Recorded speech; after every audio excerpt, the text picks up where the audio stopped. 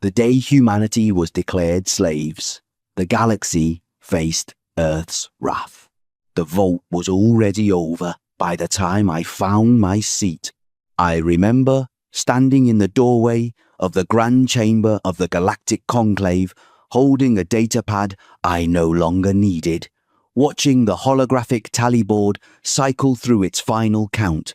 31 votes in favour, 4 against, 11 abstentions, and just like that, in a room full of beings who had never once set foot on Earth, my species ceased to be free. I am Owen Garrett. At the time, I was 29 years old, junior diplomatic attaché to Ambassador Yara Osei of the United Earth Mission. I had been in that role for 14 months. I had never attended a full conclave session before. I had never expected to attend one under these circumstances. The chamber was enormous, a circular hall carved into the heart of Conclave Station Oral, wide enough to park 3 of Earth's largest aircraft carriers side by side. Holographic banners floated above each species delegation, displaying their flags, their sigils, their colours. The air smelled faintly of something chemical, something none of us could quite identify, which the conclave's environmental systems produced to stay neutral for all species. It had always made me slightly dizzy.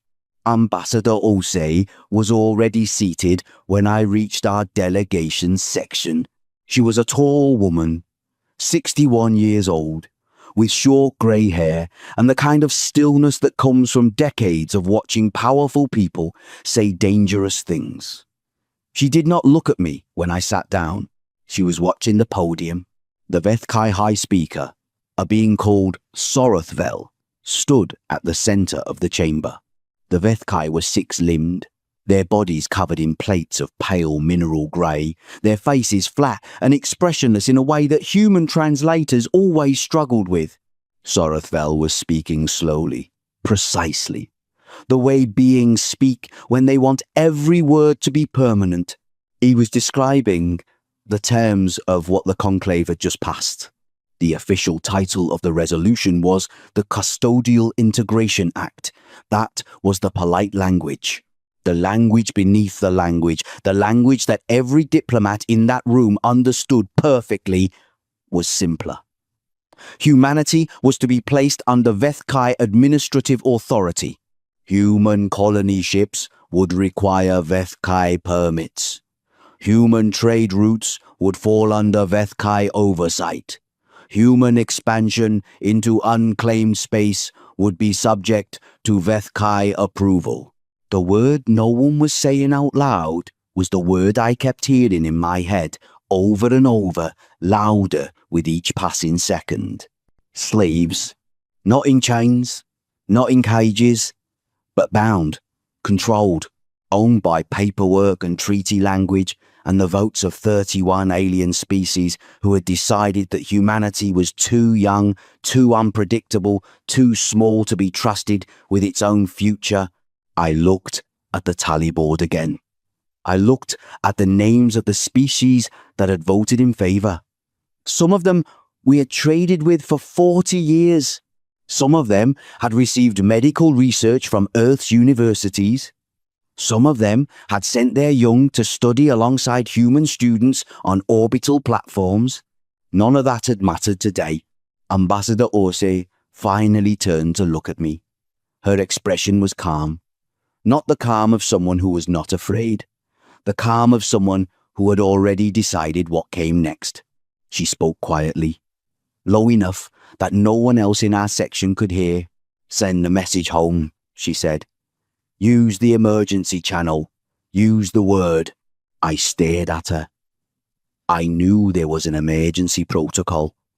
Every member of the diplomatic mission knew it existed. None of us had ever used it. None of us had believed we would ever need to. "The word?" I asked, though I already knew what she meant. "Sovereign?" she said. She turned back to face the podium. Sorothvel was still speaking, Around us, the chamber buzzed with the hum of translation devices, the rustle of beings shifting in their seats, the distant mechanical sound of the station's ventilation moving air through its enormous corridors. I opened my datapad. I found the emergency channel. My fingers were completely steady, which surprised me, because every other part of me felt like it was falling. I typed the word. I pressed send. I put the pad down and looked up at the tally board one more time. 3124. I memorized it. I wanted to remember exactly how it looked, that number, because I already understood, in some wordless place deep in my chest, that I was looking at the moment the galaxy made the worst mistake in its history. Sorothvel finished speaking. The chamber filled with a sound that the Vethkai made when they were satisfied, a low, rhythmic clicking that their plates produced, almost like polite applause. Several other species joined with their own equivalent gestures. Ambassador Osei did not move. She sat with her hands folded on the table in front of her, looking straight ahead, composed, unreadable. I watched her and thought about the word I had just sent. I thought about who was receiving it right now in offices and stations and facilities I had never been told the full details of. I thought about what that word would set in motion. I did not feel pride. I did not feel excitement. I felt the specific, heavy, hollow sensation of a door closing. And somewhere far away, I knew another door was opening. The delegate from the Dryesh species, a tall, thin being named Serath, who I had met briefly at a reception 3 months earlier, caught my eye from across the chamber. The Dryesh had been one of the 4 who voted against. Serath held my gaze for a moment. His species had no facial muscles capable of human expression, but there was something in the way he looked at me that felt unmistakably like a warning. Not for us, for them. I did not understand it yet, but I filed it away. The session adjourned 20 minutes later. I walked out of the grand chamber beside Ambassador Osei. We did not speak. The corridor outside was long and lit with soft gold light, and it curved gently away in both directions into the heart of the station. Other delegations passed us, talking quietly among themselves, some looking at us with curiosity, some with the kind of studied neutrality that tells you someone has already decided you are no longer worth watching closely. Osei stopped walking when we were alone in the corridor. She faced me. "Did you send it?" she asked. "Yes," I said. She nodded once. She looked down the corridor, toward nothing in particular, and something moved across her face just for a moment that I had never seen there before. Something that was not quite grief and not quite anger and not quite relief, but contained some element of all three. Then it was gone. The stillness returned. "Good," she said. She started walking again. I followed. I did not sleep that night. I sat in my quarters on the station and watched the stars through the small circular window above my bunk. Somewhere out there, my planet was receiving a single word, and somewhere out there, people I had never met were beginning to move. I did not know what they would do, but I knew they had been ready. I did not understand what the word sovereign actually meant until 3 days after the vote, when Ambassador Osei called me into her office on the station and handed me a sealed briefing file bearing the classification level I had never once encountered in my 14 months of service. I sat across from her small desk. She watched me read. The file was 43 pages long. I read all of it without stopping. By the time I finished, the station around me felt different. The gold-lit corridors, The hum of alien machinery, the distant clicking of Vethkai plate speech, all of it felt thinner, like a stage set, like something constructed around a reality that had been hiding underneath the whole time. I set the file down. How long has this existed? I asked. The planning began in 2349, Osei said. 14 years before you were born. I thought about that for a moment. 2349 was the year the Vethkai had blocked humanity's first formal application for independent colony rights in the Kepler Belt. The conclave had upheld the block. Earth had filed a diplomatic protest. The protest had been acknowledged and quietly set aside. That was the public record. The private record was what I had just read. In the months following that block, a small group within the UN Security Council had reached a conclusion that they shared with no one outside a circle of 9 people. The conclusion was this: the Galactic Conclave would never grant humanity equal standing through negotiation alone. The Conclave's structure rewarded the species that were already powerful. Newcomers, especially small and young species, were expected to grow slowly under the careful supervision of established members. The system was not designed to produce equality. It was designed to preserve existing hierarchies under the appearance of order. The 9 people in that circle made a decision. They would negotiate. They would smile. They would send ambassadors and sign agreements and participate in every conclave session with perfect diplomatic courtesy. And at the same time, quietly, they would build. The file described what had been built over the following 38 years. I read the numbers 3 times each, because each time I thought I had misread them. Shipyards. Hidden inside the asteroid belt, disguised as mining operations, concealed behind electromagnetic fields that read as natural rock formations to conclave survey equipment. The largest was called Site 7. I had never heard of it. Most people on Earth had never heard of it. The workers who staffed it signed agreements that made the old wartime secrecy protocols look casual. Weapons research. Not the kind of weapons research that appeared in Earth's treaty disclosures, the sort that the Conclave reviewed every 4 years.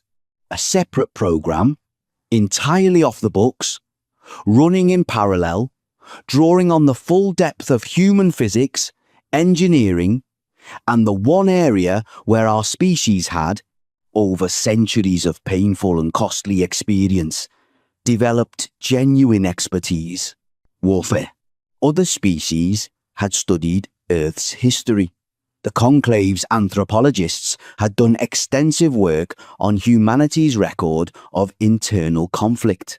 Their conclusion, which I had heard referenced in polite conversation at diplomatic receptions, was that humans were a naturally quarrelsome species that had burned enormous energy fighting itself and arrived at the galactic stage already tired. They had read the data correctly.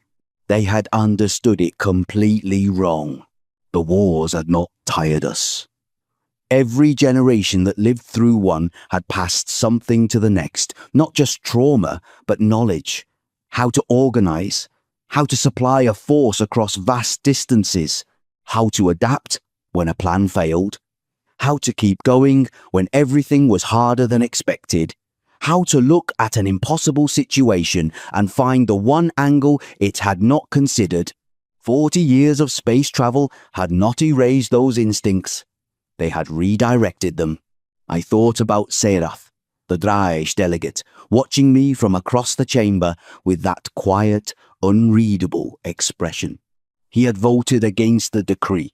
On the morning of the 4th day after the vote, I requested a private meeting with Serath through the station's diplomatic scheduling system. He accepted within the hour. We met in one of the small neutral meeting rooms the station maintained for sensitive conversations.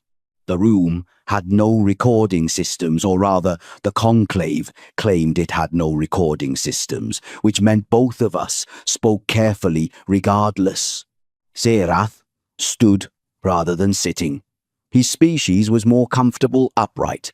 He was 2 heads taller than me, his limbs thin and slightly iridescent under the room's light, his eyes large and dark in a face that curved gently inward at the centre. "You voted against?" I said. "Yes," he said. "You were one of 4 species." "Yes." I waited. Serath looked at me for a moment. In the way his species processed speech, there was always a slight pause, something in the translation, or perhaps simply something in how his mind worked.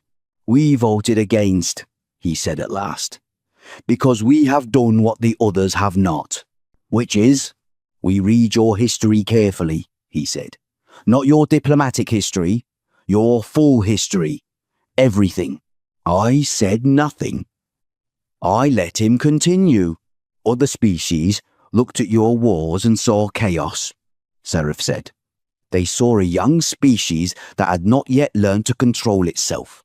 They decided you were emotional and unstable, and therefore low risk to manage." He paused again. "We looked at the same history and saw something different," he said. "We saw a species that had been through catastrophe after catastrophe and had never once stopped. A species that lost entire generations and rebuilt. A species that had never, in its recorded history, simply given up." I felt something move in my chest that I could not name. "The others believe you will petition the conclave," Serath said. "They believe you will negotiate the terms of the Custodial Act. Perhaps protest formally. Perhaps withdraw cooperation in small ways. They believe this because it is what every other species has done when placed in a similar position."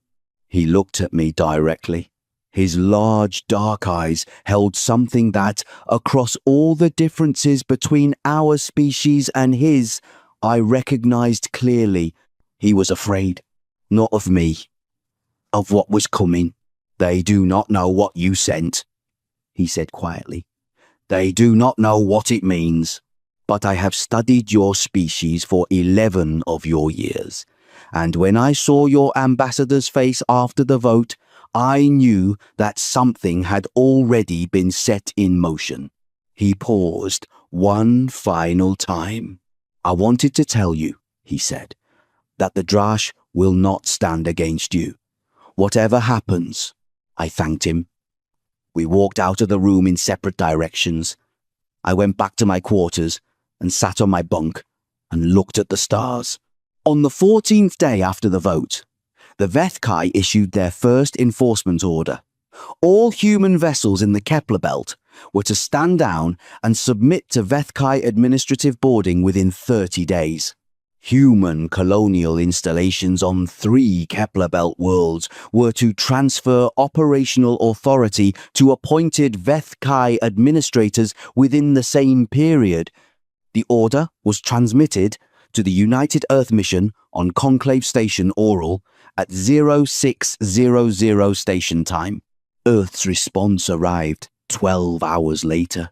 It was a single document. No protests, no appeals, no requests for review or renegotiation.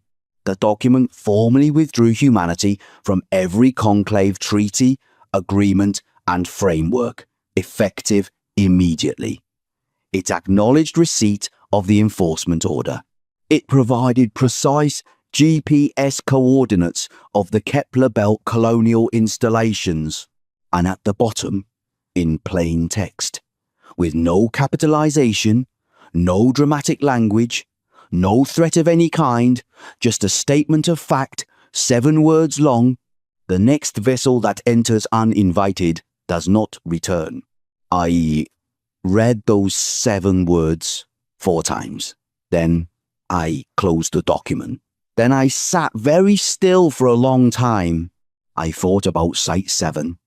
I thought about 38 years of quiet work in the dark of the asteroid belt. I thought about the 9 people who had made a decision in 2349 and said nothing to anyone. I thought about the Vethkai fleet that was, at this moment, preparing to enforce an order against a species they believed was tired. I thought about Serath's face. 30 days? I thought. The galaxy had 30 days before it found out exactly how wrong it had been. I requested assignment to the Kepler Belt Colonial Governor's Station as an embedded civilian observer and journalist of record. Ambassador Osei approved the request in under 2 minutes. She did not tell me to stay safe. She told me to keep detailed notes. I boarded a transport ship the following morning. I looked out the window as we pulled away from Conclave Station Oral.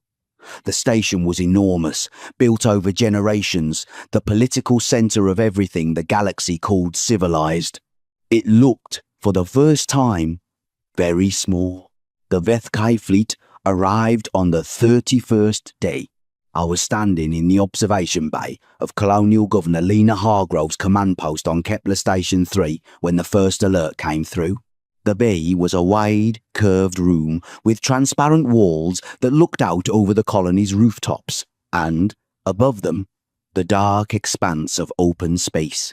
The planet below was amber and brown, dry and vast, still in the process of the slow terraforming that human engineers had been managing for 16 years.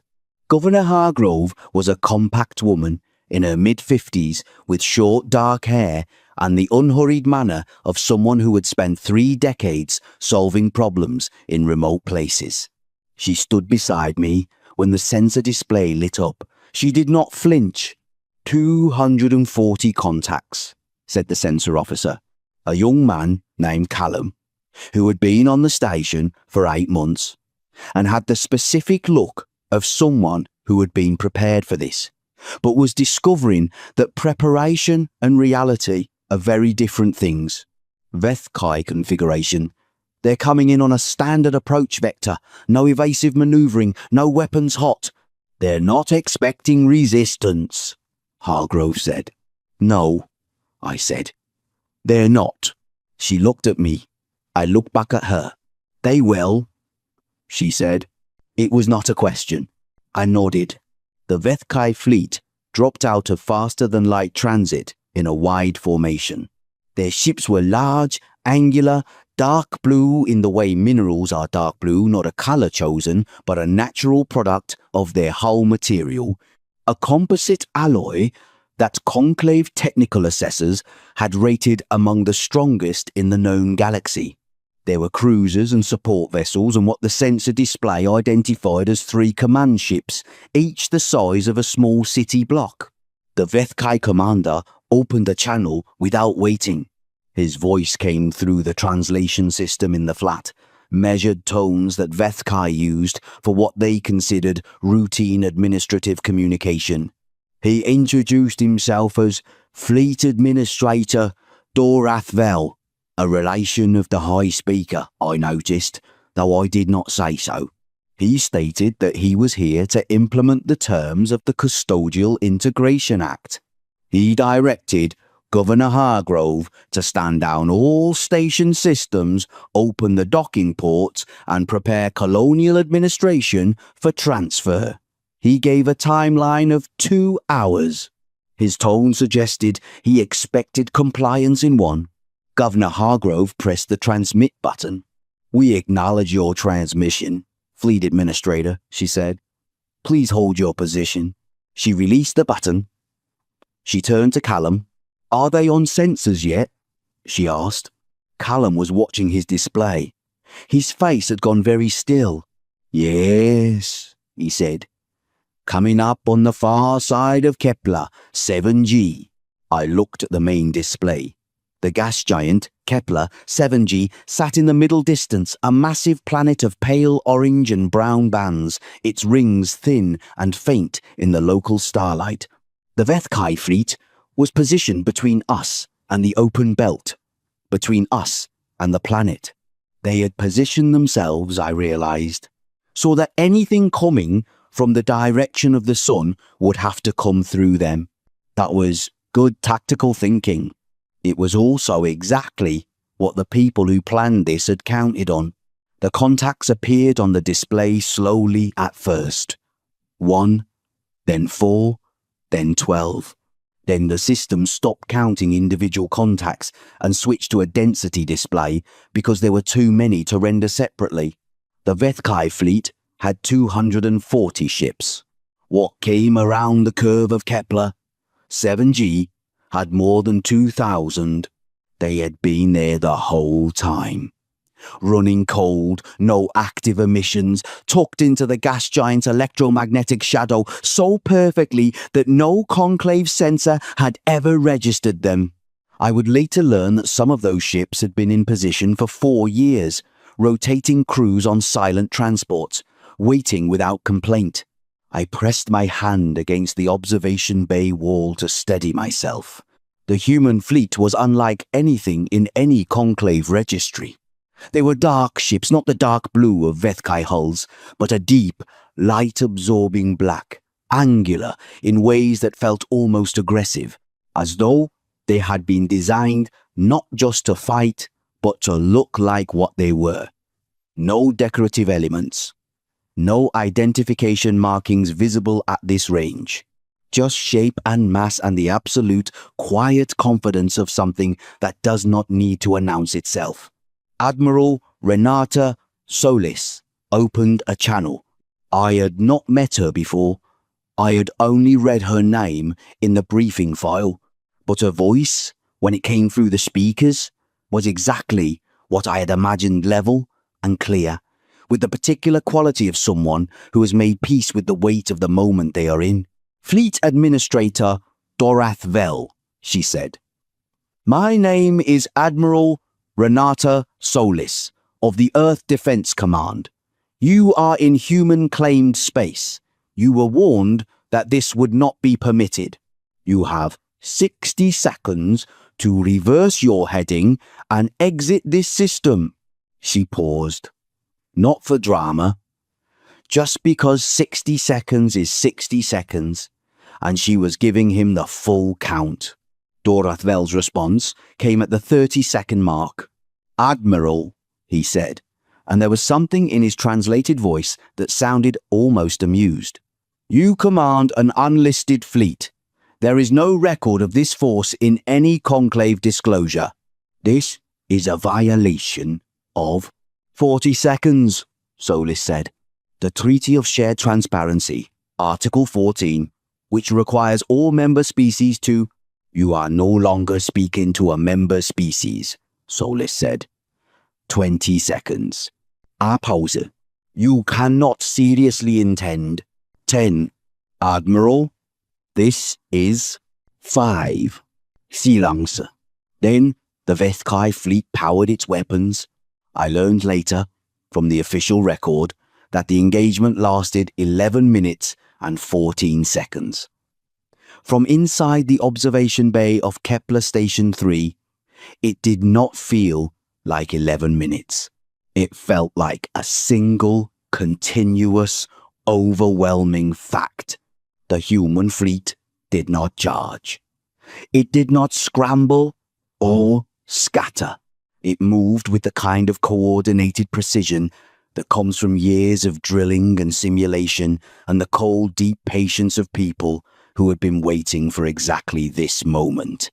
The Vethkai cruisers were fast. Their weapons were strong. Their commanders were not incompetent. None of that was enough. I will not describe the details of what I saw. Not because I cannot, but because the specifics are not the point. The point is this. 240 Vethkai warships entered human-claimed space with absolute confidence, and 11 minutes later, the human fleet broadcast an all-clear, and there was no Vethkai fleet anymore. 2 human ships were damaged. Both returned under their own power. I was sick in the corner of the observation bay, behind a monitoring console, with my back to the display. Callum handed me a cloth without a word. Governor Hargrove stood at the centre of the room with her arms folded, watching the display, her face carrying an expression I would spend a long time trying to understand. It was not triumph, it was not relief, it was something closer to the look of a person who has spent a very long time dreading a moment, and now the moment has passed, and they are not sure yet what comes next. She finally spoke. "Log it," she said. "Everything. Exact times, exact positions. I want the record complete." "Yes, Governor," Callum said. She looked at me. I straightened up. I probably looked terrible. "Are you writing this down?" she asked. "Yes," I said. She nodded. She turned back to the display. The human fleet was already moving, redistributing into defensive positions around the colonial installations, calm and methodical, as though this were a routine exercise. The conclave went silent. Not the polite silence of a chamber between speakers. A different kind of silence. The silence of an enormous institution that has just discovered that the world does not match its model of it. 9 days passed. No transmissions from the conclave to any human channel. No diplomatic contacts. No statements. Nothing. I spent those 9 days on Kepler Station 3, writing everything I had seen. Governor Hargrove gave me access to the full sensor record. Admiral Solis sent a brief message through the Colonial Command Network. No commentary, just a status report. Human colonial installations in the Kepler belt were secure.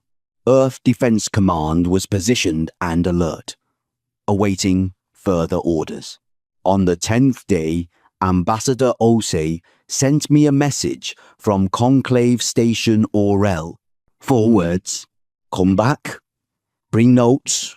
I packed everything I had and boarded the next transport.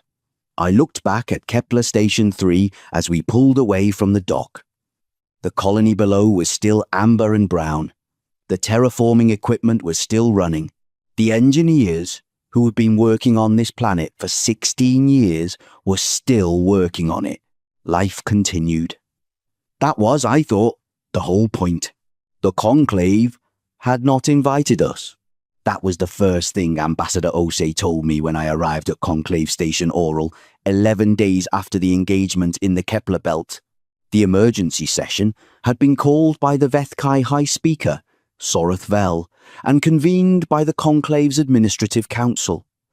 Every species with a standing delegation had been notified. We had not. The session was already in progress when our ship docked. We went in anyway. The delegation was 12 people. Ambassador Osei led. I was positioned at the back, with my datapad and the full record of everything I had witnessed, compiled into a document I had titled simply the Kepler Record. Admiral Solis was not present. She was still commanding the defence posture in the belt. But the ship we arrived in was a vessel that several station personnel stopped to look at as we docked, because it was considerably larger than the transport ships the human mission typically used, and its hull carried the same light-absorbing black finish I had seen on the fleet above Kepler, 7G. Someone had made that choice deliberately. The Grand Chamber was full. Every delegation was present, which was unusual for an emergency session. The air was thick with the chemical smell of the environmental system working at maximum capacity to keep everyone comfortable. Translation devices hummed at every seat. The holographic tally board above the chamber was dark. This session was not a vote. Not yet. We walked in through the main entrance. The chamber had been mid-speech. One of the Murani delegates was at the podium, but the speaking stopped. Every being in that room turned to look at us. The silence that followed was not uncomfortable for us. I think it was meant to be. I think whoever had arranged our deliberate exclusion from the notification list had expected that if we appeared anyway, the sheer weight of the chamber's attention would create a kind of pressure that would make us stop, explain ourselves, perhaps even apologize. Ambassador Osei walked to the human delegation section and sat down. We followed. I sat. I put my datapad on the desk. I looked straight ahead. The Morani delegate at the podium. A broad, short being named Teth Aori, who I recognized from previous sessions, looked at us for a long moment. Then he stepped back from the podium. Not in anger, in a gesture I would later understand was respect. He was giving us the floor. Osei looked at me. I nodded. She stood and walked to the podium.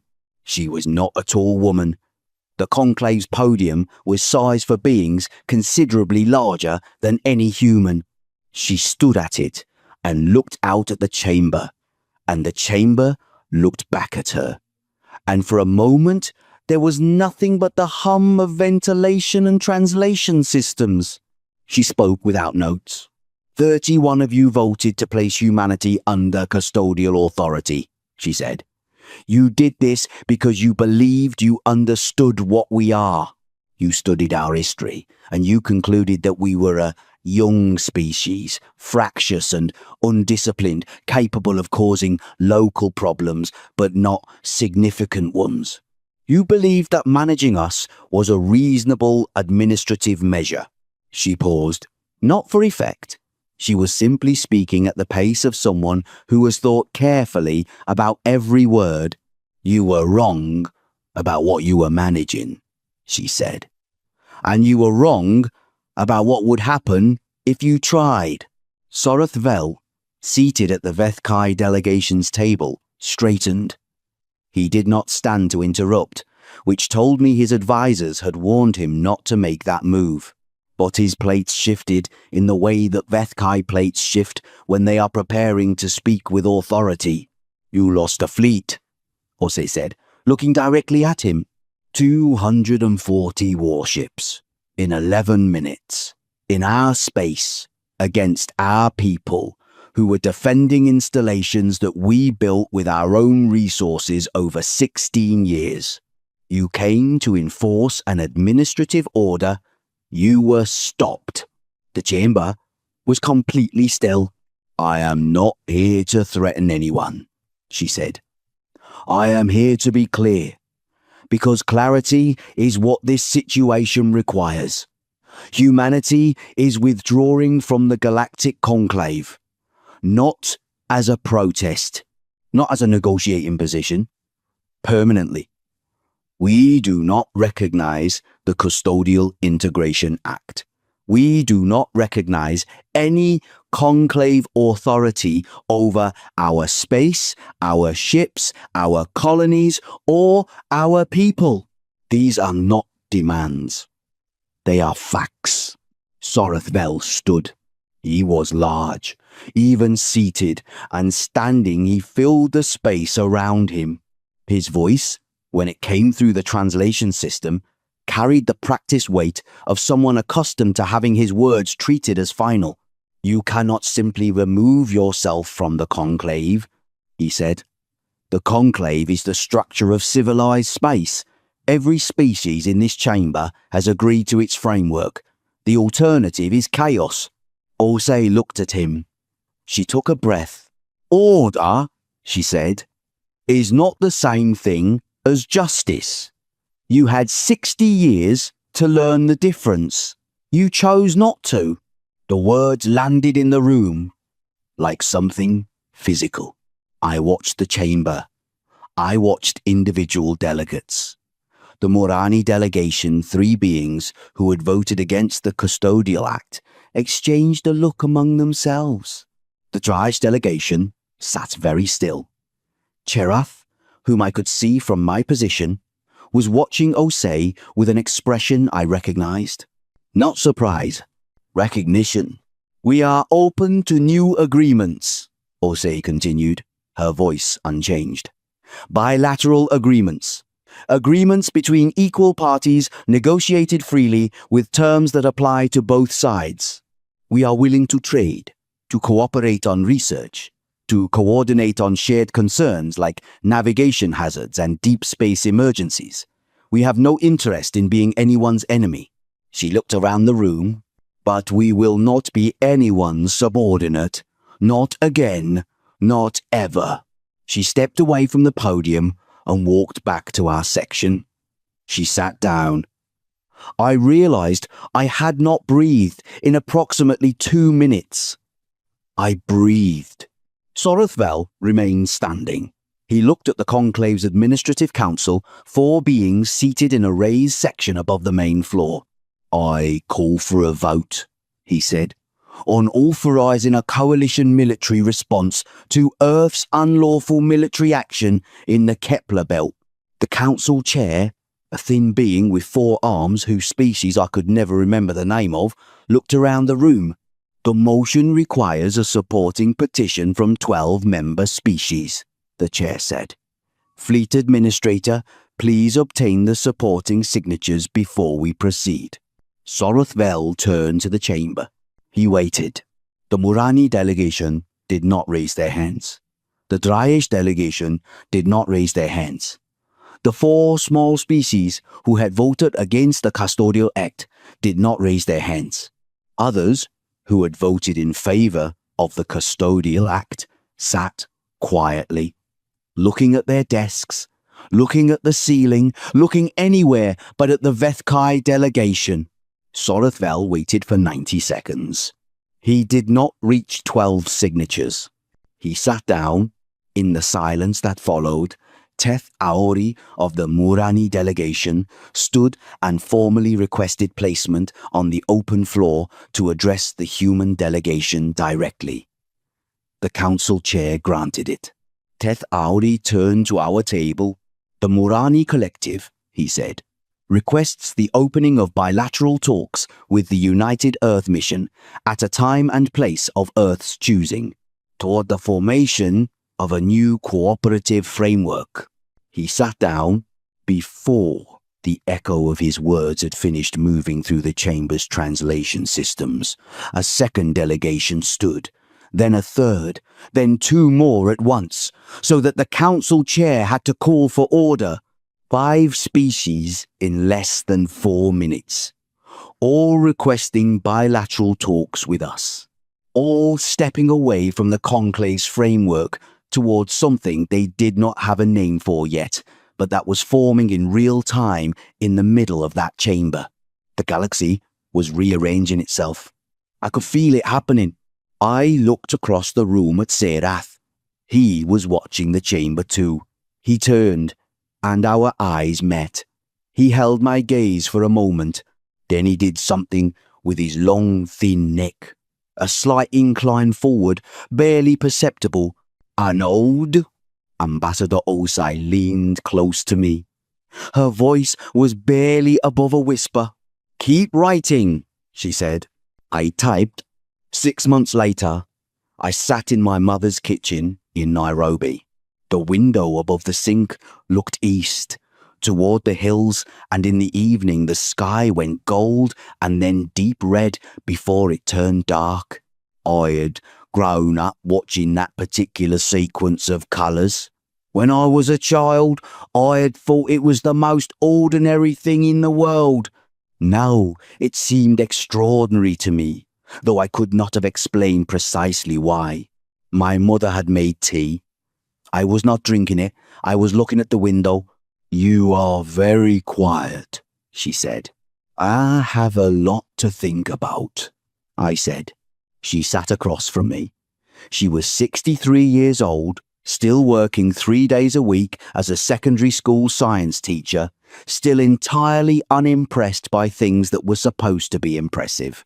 When I had called her from Conclave Station Oral on the day of the vote, she had listened to the whole story and then said, practically, that she supposed someone was going to have to sort it out, and she hoped I was taking care of my health.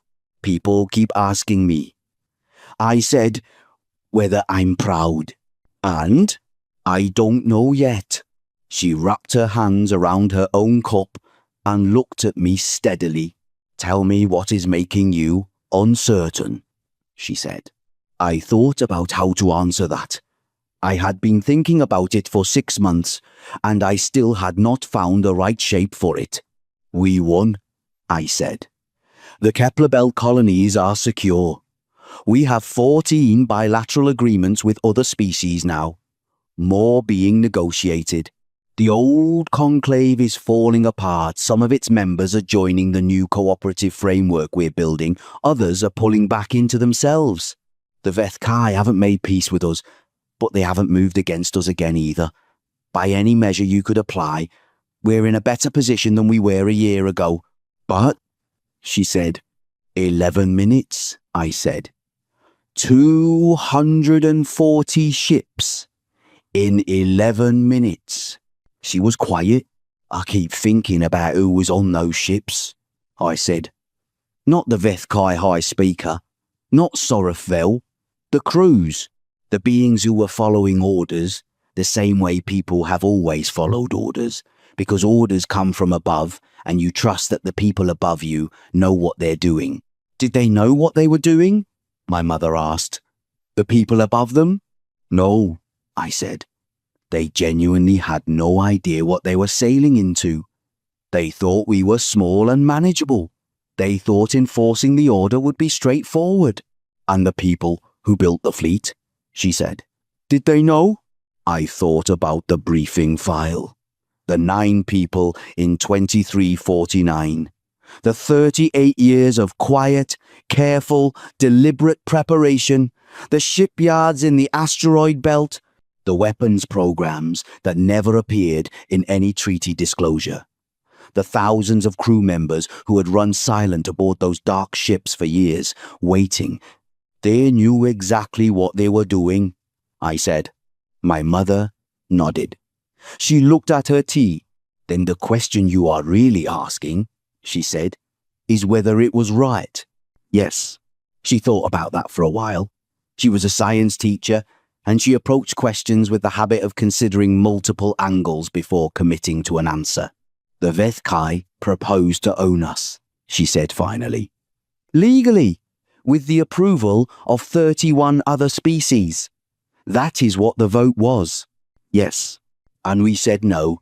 Yes. With a fleet. Yes. She tilted her head slightly.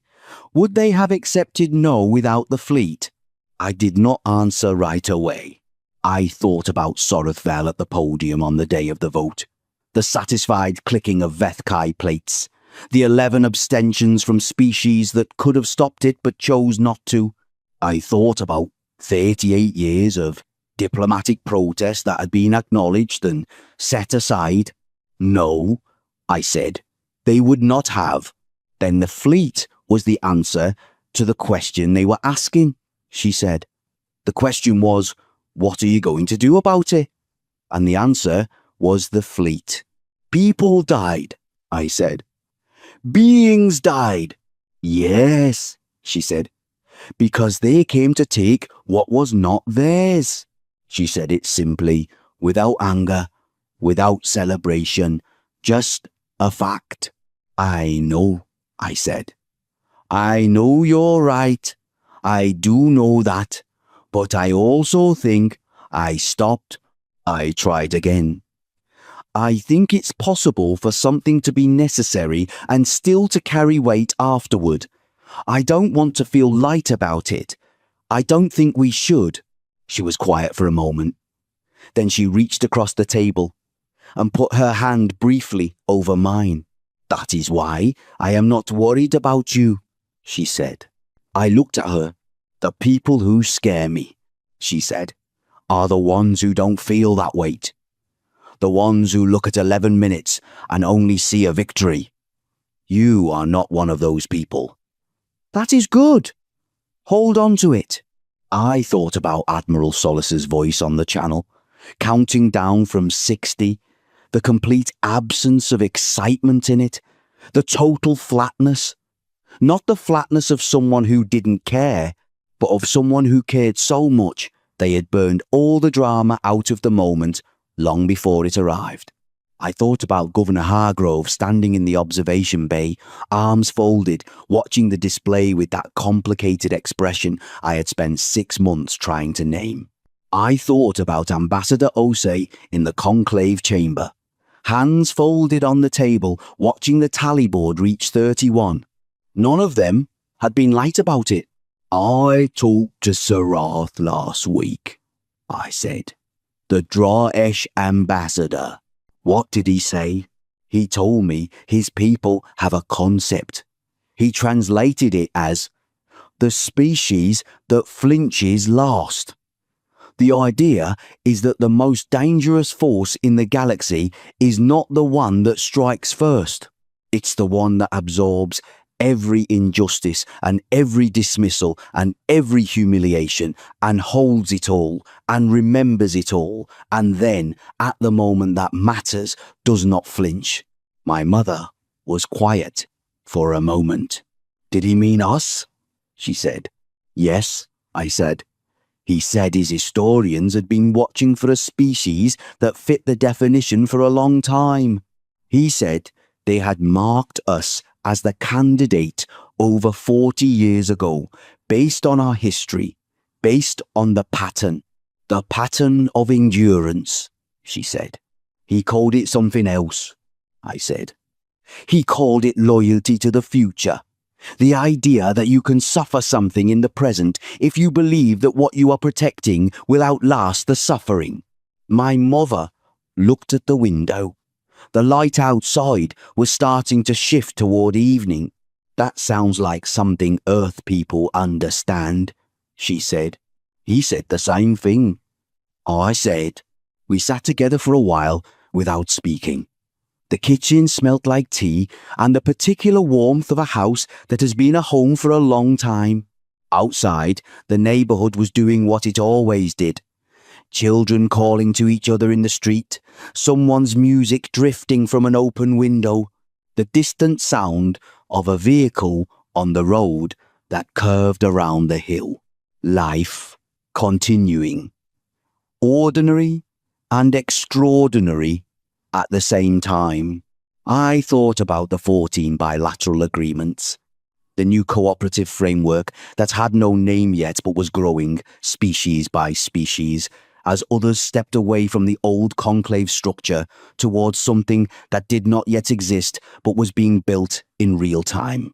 I thought about the colony engineers on Kepler Station 3, still running their terraforming equipment, still doing the patient, slow, 16 years in progress work of making a new world livable. I thought about what Serath had said in that neutral meeting room on Conclave Station Orel before any of it had happened.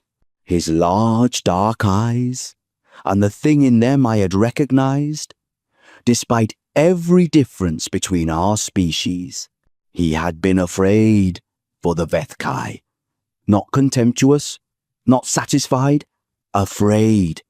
He had studied our history, and he had seen what the others had missed, and he had been afraid for them, because he knew what patience that long eventually becomes when it finally moves. I was glad the Draesh had voted against. I was glad there were beings in the galaxy who had looked at us clearly, early, without needing a demonstration. I thought about the Vethkai. They were still there. Soroth Vel was still High Speaker.